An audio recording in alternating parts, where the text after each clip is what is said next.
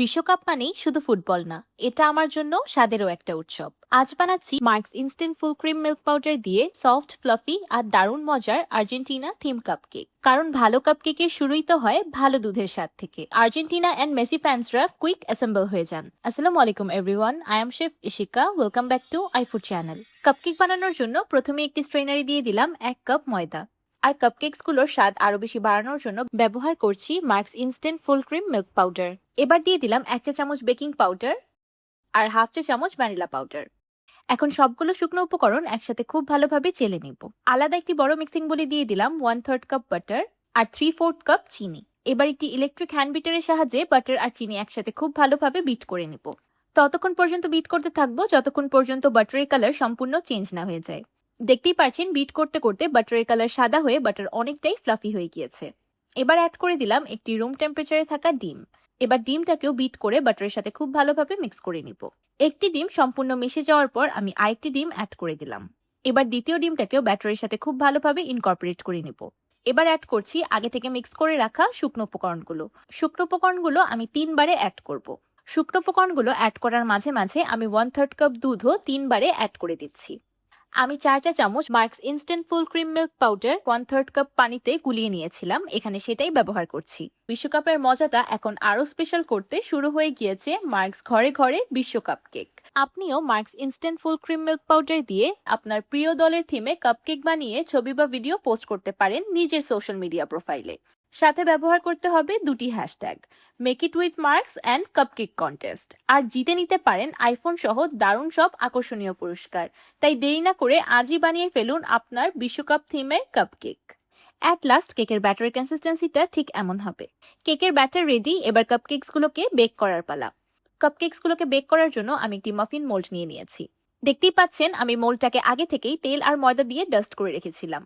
আপনারা ইচ্ছে করলে মোল্ডে কাপকেক লাইনার্সও ব্যবহার করতে পারবেন। এবার তৈরি করে রাখা কেকের ব্যাটারটা মোল্ডে দিয়ে দিচ্ছি।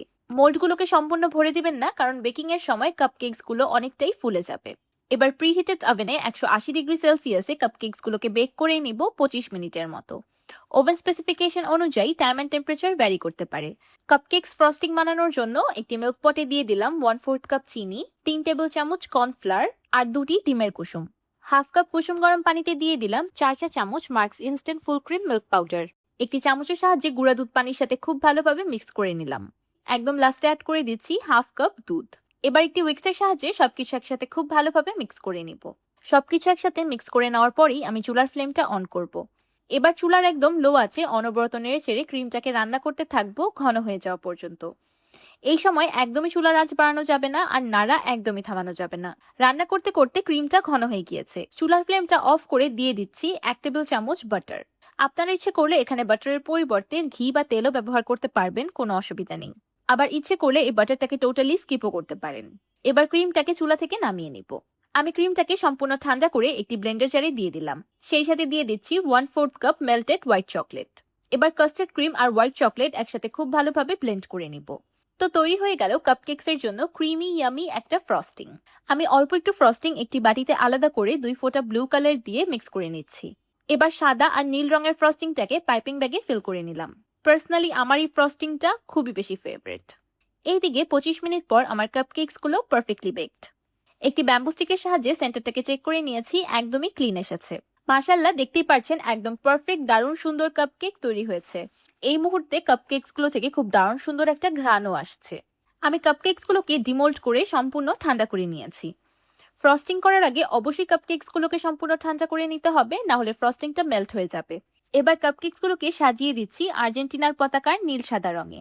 আপনারা যেই টিমই সাপোর্ট করেন না কেন সেই টিমের পতাকার আদলে কাপকেকসগুলোকে সাজিয়ে নিতে পারেন আপনাদের মন মতো। পতাকার লুকটাকে আরো বেশি পারফেক্ট করার জন্য মাঝখানে দিয়ে দিলাম কিছু গোল্ডেন সুগার বলস। আমি সবগুলো কাপকেককে দিয়ে দিলাম একদম আর্জেন্টিনার লুক।